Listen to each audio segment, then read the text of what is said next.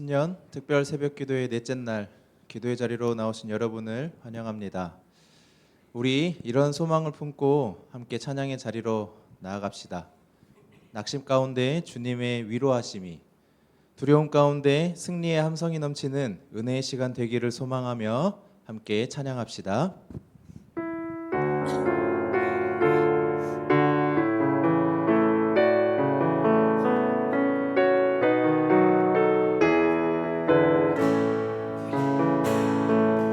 내 맘이 낙심되며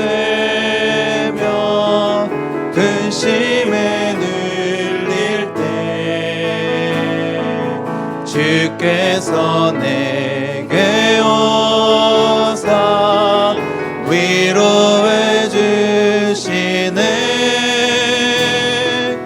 가는 길 캄캄하고 괴로움 많으나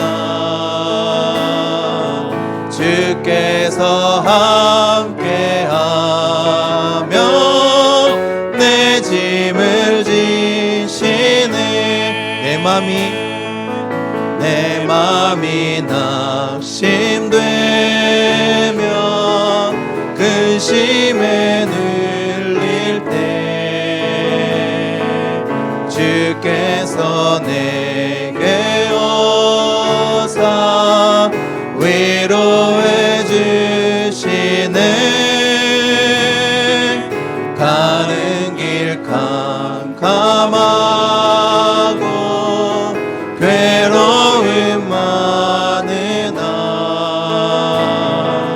주께서 함께하며 내 짐을 지시네. 그 은혜가 내게 족하네. 그 은혜가 족하네. 이 괴로운 세상 지날 때 그 은혜가 족하네. 희망이 사라지고 친구 날 버릴 때 주 내게 속삭이며 새 희망 주시네. 싸움이 맹렬하여 두려워 떨 때에 승리의 왕이 되신 주 음성 들리네. 희망이 사라지고 친구 날 버릴 때 주 내게 속삭이며 새 희망 주시네.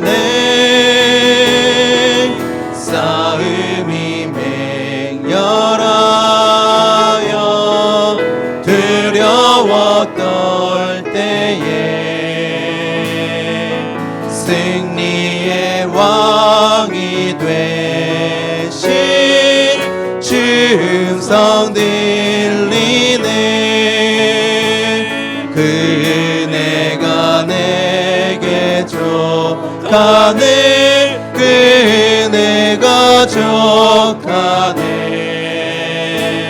이 괴로운 세상 지날 때 그 은혜가 족하네. 번민이 가득 차고 눈물이 흐를 때 주 나의 곁에 오사 위로해 주시네. 환난이 닥쳐와서 어려움 당할 때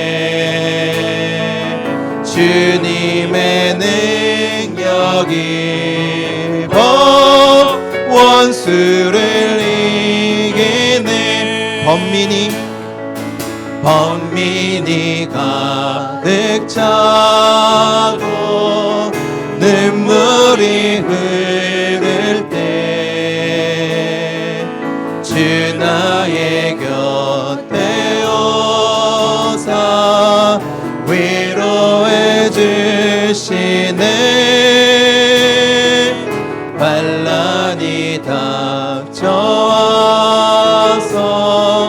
어려움 당할 때 주님의 능력이 입어 원수를 이기네. 그 은혜가 내게 족하네. 그 은혜가 족하네. 이 괴로운 세상 지날 때 그 은혜가 족하네. 그 은혜가 내게 족하네. 그 은혜가 족하네. 이 괴로운 세상 지날 때 그 은혜가 족하네. 마음속에 근심 있는 사람 주 예수 앞에 달래어라. 슬픈 마음 있을 때라도 주 예수께 마음속에 근심 있는 사람 주 예수 앞에 달래어라. 슬픈 마음 있을 때라도 주 예수께 아뢰라. 주 예수 앞에 달래어라. 주 우리의 친구니 무엇이나 근심하지 말고 주 예수께 아뢰라. 눈물 나며 깊은 한숨 쉴 때 주 예수 앞에 달래어라. 은밀한 죄 내게 있더라도 주 예수께 아뢰라. 눈물 나며 깊은 한숨 쉴 때 주 예수 앞에 달래어라. 은밀한 죄 내게 있더라도 주 예수께 아뢰라. 주 예수 앞에 달래어라. 주 우리의 친구니 무엇이나 근심하지 말고 주 예수께 아뢰라. 괴로움과 두려움 있을 때 주 예수 앞에 달래어라. 내일 일을 염려하지 말고 주 예수께 아뢰라. 괴로움과 두려움 있을 때 주 예수 앞에 달래어라. 내일 일을 염려하지 말고 주 예수께 아뢰라. 주 예수 앞에 달래어라. 주 우리의 친구님 무엇이나 근심하지 말고 주 예수께 아뢰라. 죽음 앞에 겁을 내는 자여 주 예수 앞에 달래어라. 하늘나라 바라보는 자여 주 예수께 아뢰라. 죽음 앞에 겁을 내는 자여 주 예수 앞에 달래어라. 하늘나라 바라보는 자여 주 예수께 아뢰라. 주 예수 앞에 아뢰어라. 주 우리의 친구님 무엇이나 근심하지 말고 주 예수께 주 예수 앞에 다 아뢰어라. 주 예수 앞에 다 아뢰어라. 주 우리의 친구님 무엇이나 근심하지 말고 주 예수께 아뢰라. 주 예수 앞에 다 아뢰어라. 주 우리의 친구님 무엇이나 근심하지 말고 주 예수께 아뢰라. 이 시간 우리 마음 가운데 있는 모든 어려움을 들고 주님께 기도하며 나아갑시다.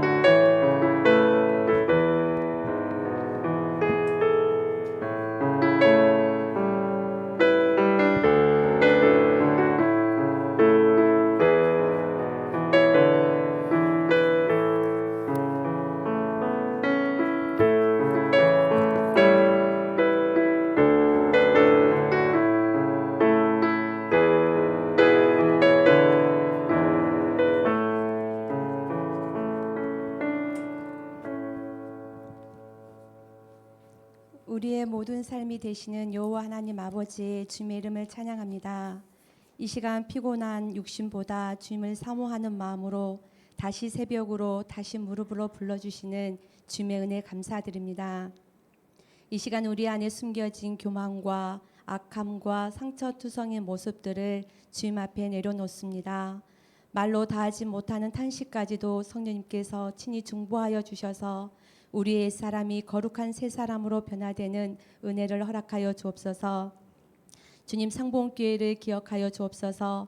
지금은 포로의 시간처럼 느껴질지라도 하나님께서 정하신 때에 반드시 회복과 소망으로 인도하여 주실 줄 믿습니다. 기도의 등불이 꺼져가는 이때에 흩어진 마음을 모아주시고 기도의 자리로 다시 불러주셔서 기도의 뿌리가 깊어지는 겟세마네에서 피땀 흘리신 예수님의 기도가 이 교회 가운데 넘쳐나게 하옵시고 주님의 말씀이 성취되어져 가는 교회로 주님 세워주옵소서. 주님 성도의 가정과 삶의 자리마다 주님의 평안으로 덮어주시고 병상에 있는 이들에게는 죽을 자의 생명으로 임하여 주옵시고 이 새벽에 드린 눈물의 기도 말없이 흘린 한숨의 기도를 주님께서 하나도 땅에 떨어뜨리지 않게 하여 주옵시고 비록 응답이 덜일지라도 기도하게 하신 은혜가 이미 응답임을 믿고 26년 한 해를 오직 믿음으로 오직 말씀으로 오직 은혜로 살아가는 상봉의 성도들이 되게 하여 주옵소서. 특별히 상봉의 다음 세대를 주님 손에 올려드립니다. 상봉의 다음 세대가 다시금 일어설 수 있도록 믿음의 세대들로 세워갈 수 있도록 하나님의 은혜를 경험하는 자녀들이 될 수 있도록 이 아이들을 주님 축복하여 주옵소서. 이 시간 찬양을 올려드리는 저희의 마음이 언제나 주님께 고정되어 세상의 유혹에 흔들리지 않게 하시고 주님께서 주신 소명과 목적을 따라 살아가는 하나님의 은총을 받은 사람 실존도회가 되게 하여 주옵소서. 이 시간 말씀을 전하는 목사님에게 오력을 더하여 주옵시고 주의 백성들의 영혼을 치료하는 주님의 귀한 종이 되게 하옵시고 선포되는 말씀에 하늘의 영역과 기도의 영권이 더해져 가게 하셔서 주님 말씀을 주신 말씀을 통해 이곳은 하나님이 나를 보내신 자름을 믿고 하나님의 열심으로 주님의 나라를 세워가는 것이 주님의 은혜임을 몸소 깨닫는 귀한 시간이 되게 하여 주옵소서. 여호와를 지극히 경외하는 자, 세상 속에서 십자가의 길을 걷는 이 시대에 오바다가 되기를 원하오며 모든 말씀을 예수 그리스도 이름으로 기도드립니다. 아멘.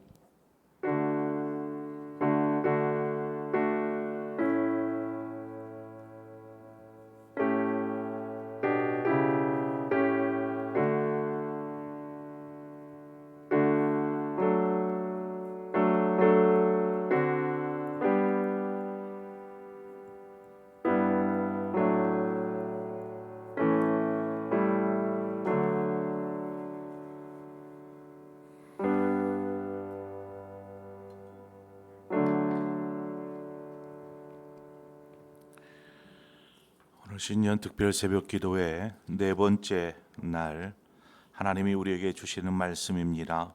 예레미야 29장 10절에서 14절의 말씀입니다. 예레미야 29장 10절에서 14절의 말씀입니다.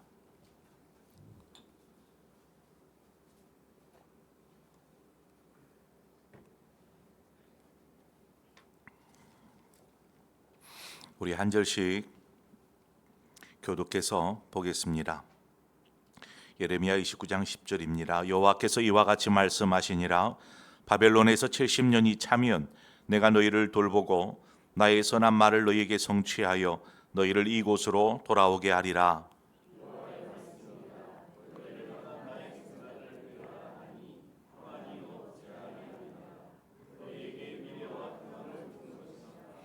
너희가 내게 부르짖으며 내게 와서 기도하면 내가 너희들의 기도를 들을 것이요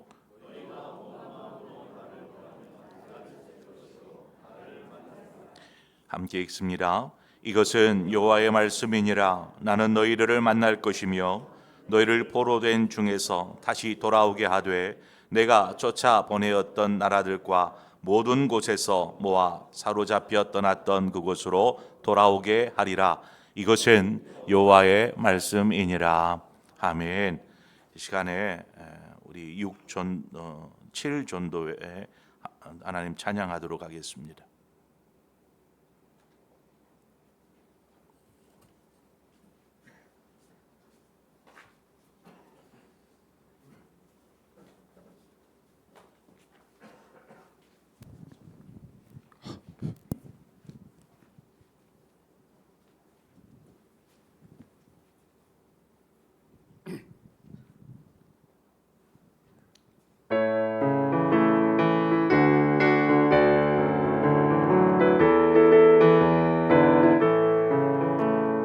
주님 약속하신 말씀 위에서 영원토록 주를 찬송하리라. 소리 높여 주께 영광 돌리며 약속 믿고 굳게 서리라. 주님 약속하신 말씀 위에서 세상 염려 내게 엄습할 때에 용감하게 힘써 싸워 이기며 약속 믿고 굳게 서리라.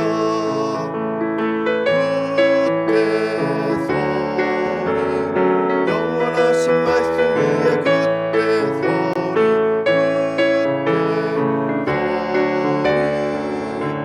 그 말씀 위에 굳게 서리라. 주님 약속하신 말씀이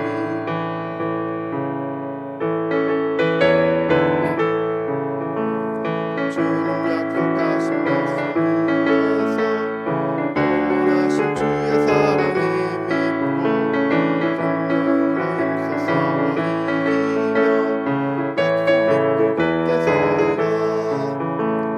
주님 약속하신 말씀 위에서 성령 인도하는 대로 행하며 주님 품에 항상 안식 얻으며 약속 믿고 굳게 서리라.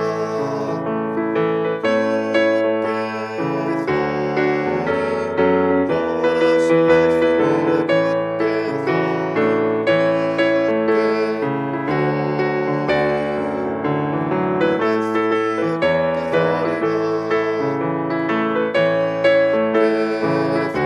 서리라. 영원하신 말씀 위에 굳게 서리.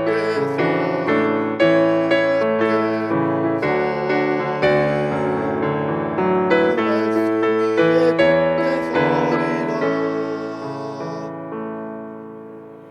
아멘. 감사합니다. 예물 드린 손길 드리겠습니다. 김재현 목사님 가정에서 드립니다. 하나님 믿음의 후손들을 하나님의 지혜로 인도하셔서 이 땅의 빛과 소금 되어 하나님의 기쁨 되게 하옵소서. 김홍일 장로님 가정에서, 중섭 장로님 가정에서 주님 안에서 하나님을 향한 뜻을 이루게 하옵소서. 우리 박종림 장로님 가정에서, 강한근 장로님 가정 범사에 감사합니다. 우리 홍진철 장로님 가정에서, 이인우 집사님 가정에서, 문병현 집사님 가정에서, 백경민 집사님 가정에서, 정태종 집사님 가정에서 모든 것 다 하나님의 은혜 감사합니다. 현용수 권사님, 이경남 권사님, 우리 장계연 집사님 가정에서 황시연 집사님, 한광희 성도님, 박정숙 집사님, 한미숙 집사님 무명으로 하나님 앞에 예물 드렸습니다. 기도하겠습니다. 하나님, 네 번째 특별 새벽 기도회를 우리에게 열게 하시고 또 이 시간 이 자리에 있게 하여 주셔서 감사합니다. 또한 주님 앞에 이 시간 정성을 모아 드리는 예물을 올려 드리오니 주여 기쁘시게 받으시옵고 또 드리는 손길들마다 하나님께서 채우시는 은혜가 있게 하여 주옵소서. 우리가 새해를 기도하며 시작하는 것은 하나님과 함께함이 복이요 하나님과 함께함이 우리가 이 땅을 살아가는 동안 참으로 감사할 것들이 풍성케 되어지는 길임을 우리가 알기에 기도하며 하나님 새해의 문을 엽니다. 아버지께서 우리의 삶 가운데 찾아오셔서 우리의 영혼을 새롭게 하여 주시옵고 우리의 가정과 또 일터 가운데 은혜를 더하시오며 주의 몸된 교회를 일으켜 세워 주시옵소서. 오늘도 말씀 앞에 겸손히 서 나아갈 때에 주여 그 말씀이 우리의 영에 또 살과 피가 또 되게 하여 주시어서 우리의 영혼이 놀랍게 건강하게 회복되어지게 하여 주옵소서. 예수님의 이름으로 기도합니다. 아멘.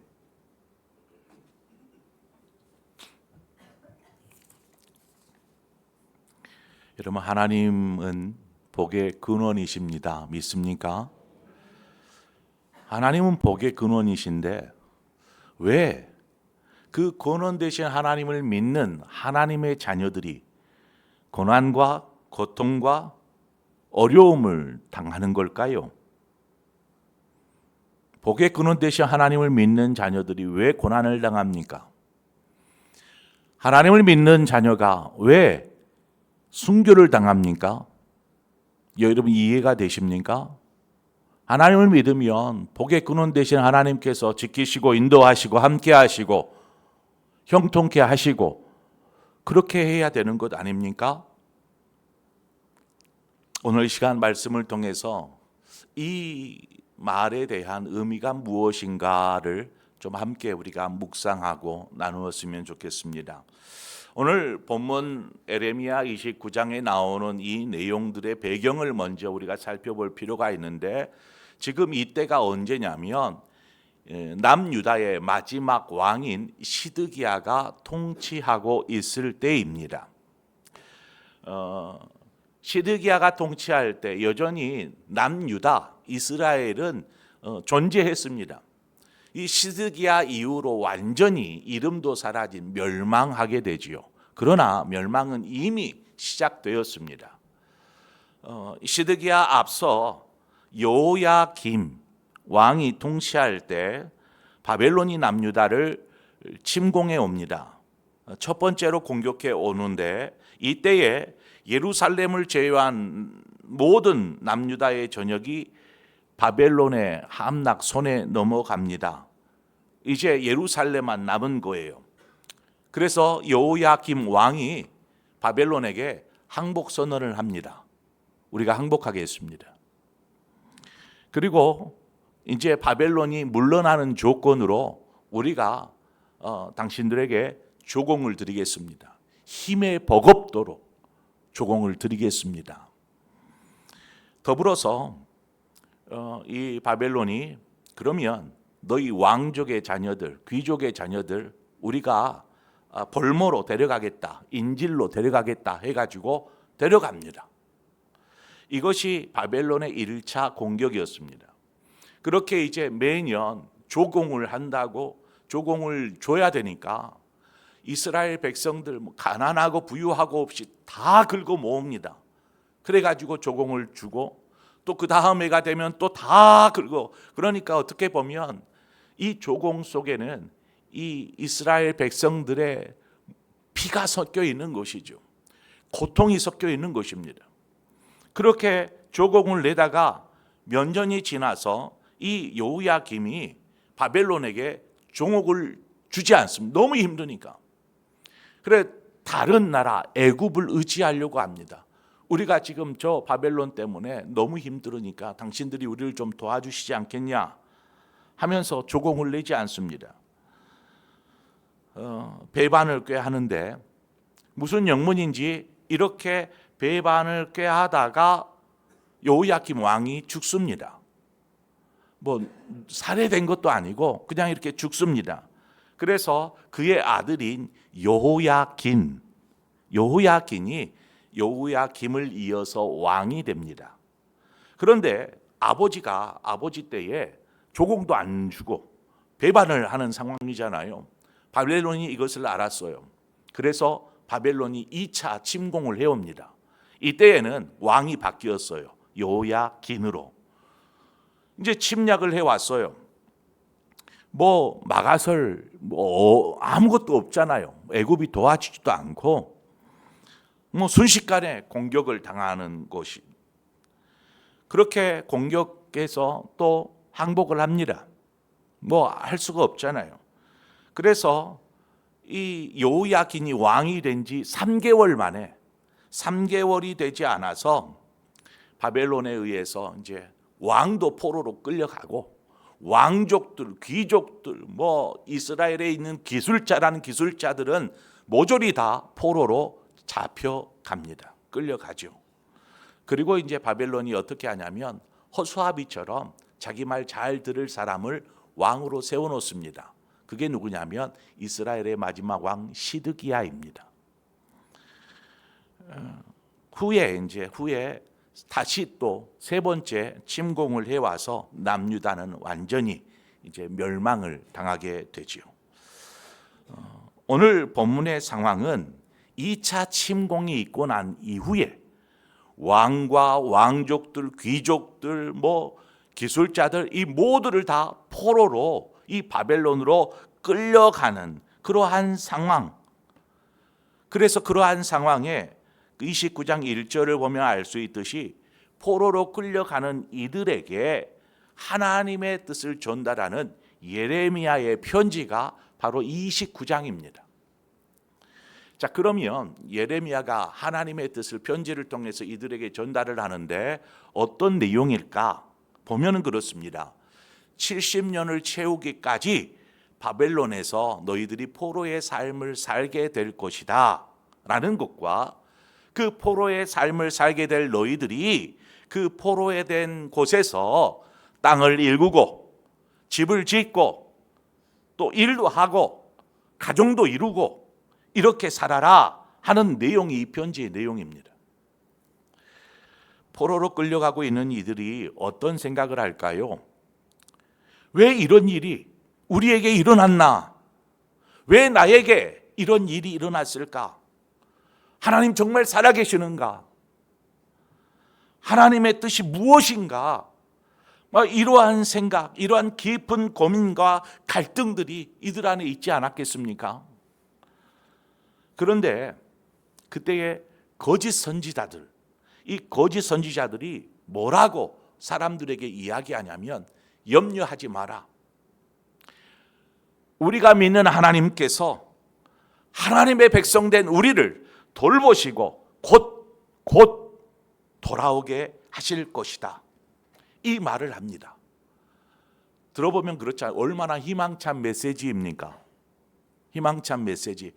곧 하나님께서 우리를 다시금 포로된 삶에서 돌려보내 주실 것이다 라는 메시지였습니다. 그런데 그것은 전혀 하나님의 뜻이 아니었죠.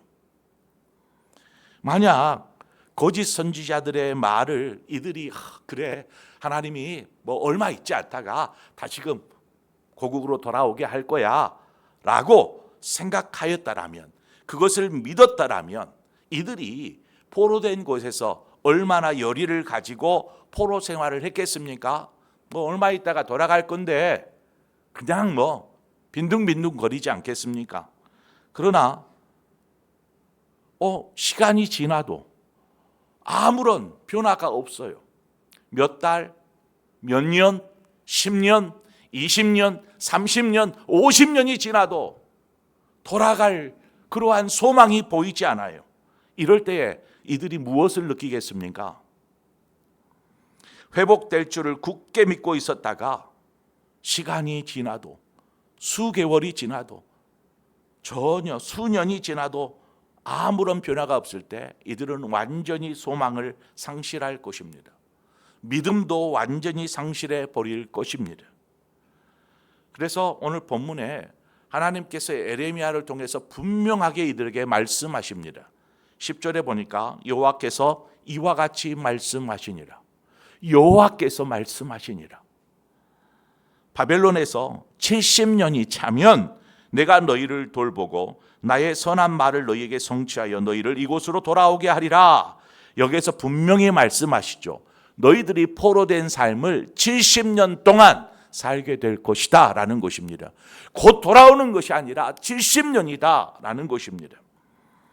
포로된 삶에 대한 두려움, 또 하나님의 뜻이 무엇인지 알 수 없는 상황에서 이들이, 하나님은 예레미야 선지자를 통해서 분명한 하나님의 뜻을 전달하고 계시고 그 전달한 하나님의 뜻은 분명하게 이루어질 것이다 라고 말씀하고 있는 것입니다. 우리가 하나님의 백성이요 하나님의 자녀가 되어 신앙생활을 하며 살아갑니다. 그런데 살아가는 중에 우리가 예기치 않는 그런 일들을 경험하게 되지요. 신앙생활을 하면서 그렇잖아요. 다른 사람들이 신앙생활을 하는 이유 중에 하나가 더 잘될 것을 기대했고 하나님께서 언제나 지켜주시고 보호하여 주실 것을 기대했는데 고난이 찾아온 것입니다. 그것도 감히 견뎌낼 수 없을 만큼 고통스러운 고난, 이러한 고난이 찾아온 것입니다. 이런 상황이 되면 어떨까요? 하나님이 나를 사랑하시고 나와 함께 하시고 지키시고 인도하시고 보호하시는데 나에게 고난이 찾아왔어요. 이 안에 있는 하나님을 향한 믿음이 그냥 송두리째 흔들려 버리는 것입니다. 내가 이런 삶을 살려고 하나님을 믿었나? 이러는 것이죠. 목회를 하면서 이런 생각을 할 때가 있습니다. 이제 막 교회에 나오고 이제 초신자죠. 신앙생활을 막 시작하려는 성도에게 하나님께서 좀 은혜를 베푸셔서 하나님을 믿으니까 이런 일들이 일어나는구나 하면서 좋은 일들, 이런 일들이 많이 있으면 그 사람이 더 하나님을 열심히 잘 섬길 수 있지 않을까. 그래서 하나님께서 좀 이런 분들에게 복을 많이 주셨으면 좋겠다, 이런 생각을 합니다. 그런데 반대로 교회를 나오기 시작하니까 좋지 않은 일들이 일어나요. 생전 교회를 다니지 않다가 그래도 권유에 의해서 교회를 나왔어요.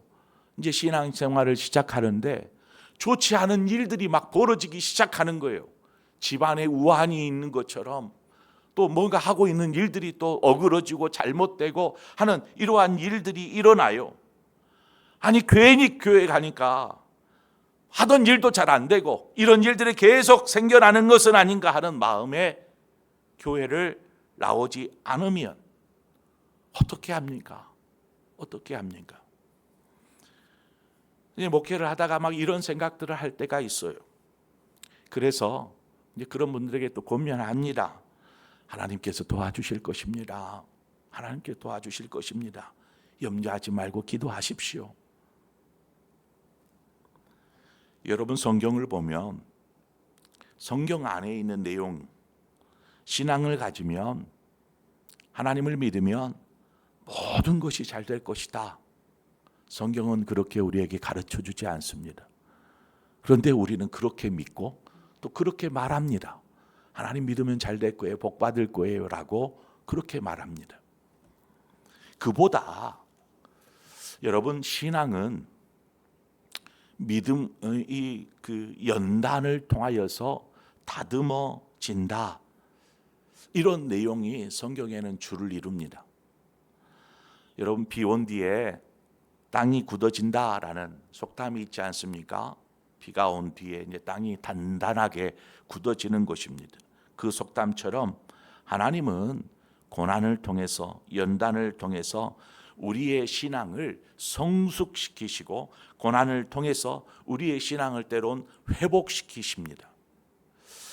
다윗을 한번 보십시오. 시편 23편, 우리가 잘 아는 시편 23편의 말씀 중에 4절에 보면 내가 사망의 음침한 골짜기로 다닐지라도 해를 두려워하지 않을 것은 주께서 나와 함께 하심이라. 주의 지팡이와 막대기가 나를 안위하시나이다 라고 고백하는 구절이 나옵니다. 다윗이 어린 시절 사무엘로부터 기름 부음을 받았습니다. 그 기름 부음은 장차 네가 이스라엘의 왕이라, 왕이 될 것이다 라는 기름 부음이었습니다. 자, 그러면 이 기름 부음을 받고 난 이후에 이제 왕이 되어지는, 왕이 되기 위한 어떤 준비가 되어져야 되지 않겠습니까? 하나님이 다윗을 왕이 되게 하기 위해서 어떻게 준비하시는지 한번 보십시오. 하나님은 다윗에게 사망의 음침한 골짜기로 지나게 하십니다. 그래서 하나님께서 고난 중에도 나와 함께 하시고 나를 지키시고 보호하여 주시는구나, 다윗으로 알게 하십니다. 내가 하나님을 붙잡았더니 하나님께서 나를 인도하시는구나 깨닫게 하시는 것입니다. 그래서 사망의 음침한 골짜기를 통해서 하나님은 다윗에게 하나님을 더 깊이 있게 이해하고 또 알고 믿게 하더라는 것입니다. 그냥 좋은 일만 막 이렇게 일어나는 것이 아니라 이러한 시간들을 통해서 그 다윗의 깊은 마음까지도 만지시고 훈련시키시고 연단시키더라는 것이죠. 다윗이 사망의 음침한 골짜기로 간 것이 아닙니다. 하나님께서 그로 하여금 가게 하신 것입니다. 왕이 되게 하기 위해, 하나님의 자녀로 온전히 서게 하시기 위해. 오늘 본문의 내용도 동일한 의미의 말씀입니다. 아니, 왜 이스라엘 백성들 이들을 망하게 하시고 70년이라는 그 고통에 포로된 삶을 살게 하시는 것인가? 하나님이라면 항상 지키시고 보호하여 주시는 분이 아니십니까? 이렇게 포로로 잡혀가는 이들이 따져 물을 수도 있는 상황이 아닙니까? 그러나 하나님은 그 시간을 통해서, 이 포로된 70년의 시간들을 통해서 이스라엘 백성들의 믿음을 회복시키시는 것입니다. 분명 이스라엘 백성의 불신들이, 하나님을 향한 불신도 있었고 하나님을 향한 죄악도 있었습니다. 그에 따른 어떤 하나님께서 멸망이라는 도구로 징계를 내리신 이유도 이 포로된 70년의 시간 그 속에 담겨 있습니다. 하지만 그 징계가 하나님께서 이스라엘을 그냥 심판하기 위해, 벌하시기 위한 것이 아니라 저들로 하여금 하나님 앞에 온전히 돌아와서 그들의 신앙이 회복되어지기를 바라기 위해 이 기간을 두시고 이 포로된 삶을 살게 하셨더라는 것입니다. 본문 11절입니다. 여호와의 말씀이니라 너희를 향한 나의 생각을 내가 아나니 평안이요 재앙이 아니니라 너희에게 미래와 희망을 주는 것이니라. 여러분 한번 생각해요. 포로로 끌려가고 있는데, 야, 내가 너희에게 평안을 주기를 원한다, 너희에게 미래와 희망을 주기를 원하는 것이다, 이 말이 곧이곧대로 들려지겠습니까? 그러나 하나님은 분명하게 계획하고 계시더라는 것입니다. 70년이라는 세월, 이건 짧은 세월이 아닙니다. 한 세대가 물러가고 새로운 세대가 시작될 수 있는 그런 긴 기간입니다. 그렇다면 자신의 때에, 자신이 지금 포로로 끌려가고 있어요. 자신의 때에 포로의 삶에서 자유를 경험하지 못한다 할지라도 자신의 자녀들, 다음 세대들에게 하나님께서 분명히 70년이 지난 후에 회복시킬 것이다, 자유케 하실 것이다 약속하셨으니 소망 중에 거해라. 하나님께서 함께 하신다라는 이 신앙을 물려주어야 되지 않겠습니까? 본문 12절과 13절 잘 이해가 되지 않을 수 있는데 함께 12절 13절 읽어보겠습니다. 시작. 너희가 내게 부르짖으며 내게 와서 기도하면 내가 너희들의 기도를 들을 것이요 너희가 온 마음으로 나를 구하면 나를 찾을 것이요 나를 만나리라. 아멘. 이 구절만 놓고 보면 참 은혜가 되는 말씀 아닙니까? 참 좋은 말씀 아닙니까? 그러나 고난 가운데 있는 사람, 포로로 끌려가고 있는 사람들의 입장에서 이 말을 들어보면 이것이 무슨 말인가 할 것이지 않겠습니까? 기도하면 들으시고 만나 주신다고 하면서 왜 우리를 이런 상황에 빠뜨리시고 왜 곧장 우리를 구원하여 주시지 않습니까?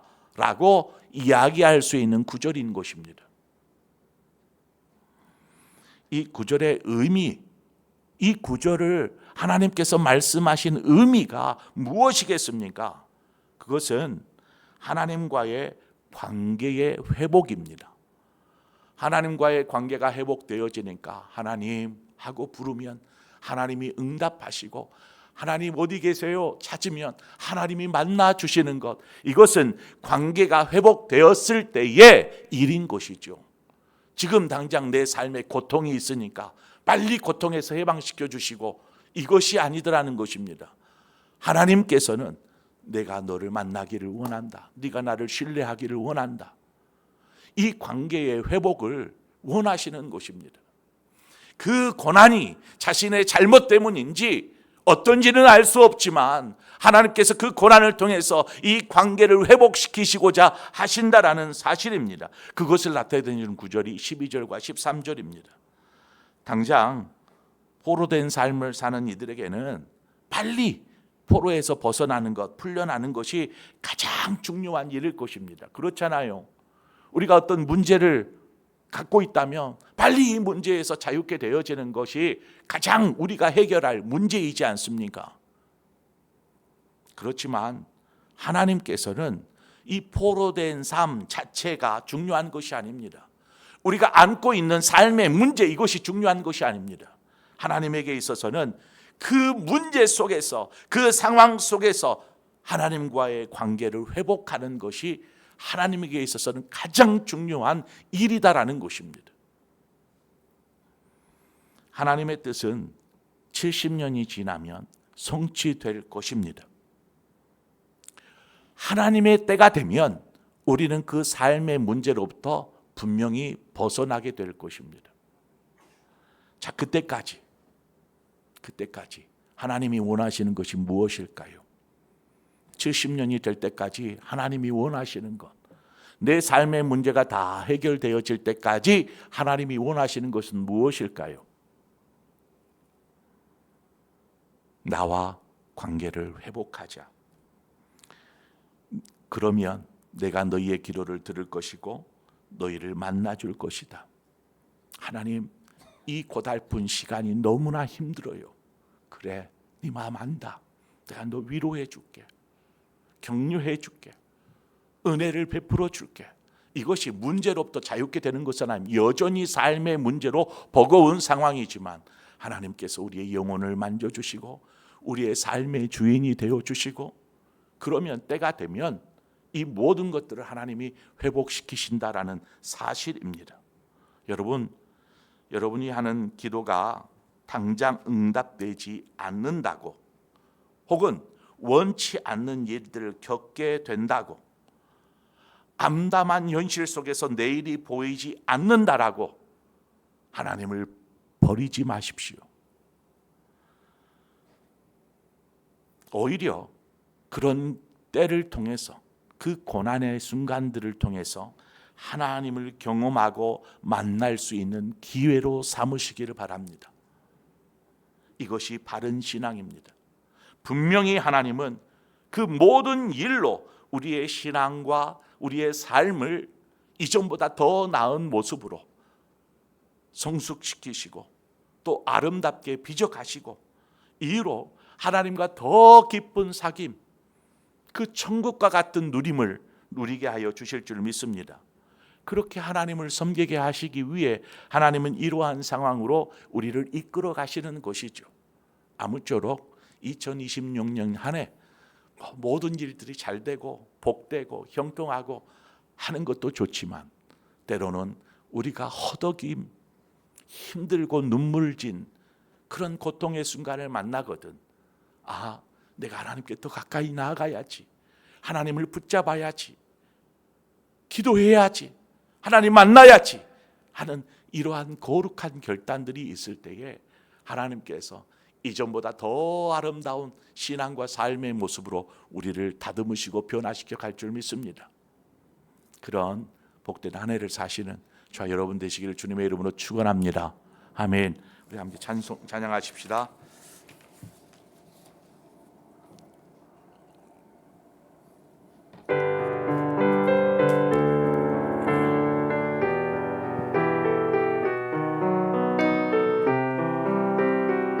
우리 1절과 3절 우리 2절을 찬양합시다. 너 시험을 당해, 너 시험을 당해 죄 짓지 말고, 너 용기를 다해 곧 물리치라. 너 시험을 이겨 새 힘을 얻고 주 예수를 믿어 늘 승리하라. 우리 구주의 힘과 그의 위로를 빌라. 주님 내 편에 서서 우리 다시 한번 1절로 고백합니다. 너 시험을 당해, 너 시험을 당해 죄 짓지 말고, 너 용기를 다해 곧 물리치라. 너 시험을 이겨 새 힘을 얻고 주 예수를 믿어 늘 승리하라. 우리 구주의 힘과 그의 위로를 빌라. 주님 내 편에 서서 항상 또 잘 이기는 자는 상 받으리니. 넌 낙심치 말고 늘 전진하라. 내 곳에 주 예수 힘 주시리니. 주 예수를 믿어 늘 승리하라. 우리 구주의 힘과 그의 위로를 빌라. 주님 내 편에 서서 항상 또 잘 이기는 자는 상 주시리니. 너 낙심치 말고 늘 전진하라. 내 곳에 주 예수 힘 주시리니. 주 예수를 믿어 늘 승리하라. 우리 구주의 힘과 그의 위로를 빌라. 주님 내 편에 서서 항상 도우시리. 이 시간 우리 함께 한 마음으로 기도하며 나아가십시다. 혹 지금 여러분의 삶 가운데 어떤 어려움과 문제와 아픔이 있습니까? 하나님 빨리 해결해 주십시오, 빨리 영통케 해 주십시오 라고 기도하기에 앞서 하나님께로 더 가까이 나아갑니다. 하나님께 기도하겠습니다. 하나님을 찾겠습니다. 하나님을 구하겠습니다. 하나님을 붙들겠습니다 라고 고백할 수 있는 믿음의 사람들이 되시기를 바랍니다. 2026년 한 해 하나님께서 잘 되게만이 아니라 때로는 고난을 통해서 또 연단을 통하여서 우리를 다듬으시고 만들어 가실 때에 우리가 어떻게 반응할 것인가? 하나님, 이전보다 더 주님을 붙잡겠습니다, 신실한 믿음으로 서겠습니다라고 고백할 수 있는 하나님 우리의 믿음과 신앙이 되게 하여 주옵소서. 이 시간 우리 함께 그런 마음으로 믿음으로 합심하여서 기도하며 결단하며 나아가십시다. 함께 기도합니다. 하나님 아버지, 우리를 도우시는 아버지, 우리의 삶을 인도하고 계시는 하나님을 우리가 믿습니다. 그러나 하나님께서 우리를 지키시고 인도하신다 하여서 우리의 삶이 항상 잘되고 항상 형통하고 항상 즐겁기만 한 것은 분명히 아닙니다. 하나님께서 때로는 우리의 연약함들, 우리의 죄됨을 인하여서 징계하시기도 하고 또 우리의 믿음의 성숙을 위하여서 연단의 길을 걷게도 하시는데, 그럴 때마다 하나님 우리가 기억해야 할 것은 하나님을 더욱 붙잡고 하나님 안에서의 우리의 신앙이 얼마나 멀어져 있었는지를 하나님 돌아보면서 하나님께 더 가까이 하나님께 기도하며 나아가는, 하나님을 붙잡기 위해 더욱 힘쓰는 우리의 신앙이 되게 하여 주옵소서. 이러한 훈련들이 사망의 엄침한 골짜기와 같은 삶의 어려움을 당한 때에도 하나님 다윗처럼 우리는 고백할 것입니다. 주의 지팡이와 나를 막대기가 나를 안위할 것을 우리는 믿습니다. 하나님이 나와 함께 하심을 믿습니다. 실망하지 않겠습니다. 근심하지 않겠습니다. 온전히 믿음으로 당당히 나아가겠습니다 라고 선포하며 나아갈 때에 결국 하나님께서 우리의 삶을 통해서 승리케 하여 주시고, 이러한 승리된 삶이 하나님께 영광이 되어지는 우리 모두의 신앙이요 삶이 되게 하여 주옵소서. 2026년 한 해를 하나님 앞에 올려드립니다. 아버지, 인도하여 주옵소서. 잘 이기는 자 되게 하여 주시옵소서. 오 할렐루야. 주여, 주님만이 우리의 힘이십니다. 주님이 우리와 함께 하시고 우리를 돌보시기에 하나님 어떠한 고난도 역경도 이겨낼 수 있습니다. 바로 이 믿음으로 살아가는 우리 모든 상봉의 성도들 되게 하여 주옵소서. 하나님, 낙심하지 않게 하여 주옵소서. 절망하지 않게 하여 주옵소서. 그러한 낙심과 절망 속에서도 희망의 빛, 소망의 빛 대신 예수를 붙잡을 수 있는 믿음의 삶을 살게 하여 주시옵소서. 할렐루야. 주님, 우리의 삶을 통해서 영광 받으시옵소서. 오 할렐루야, 할렐루야.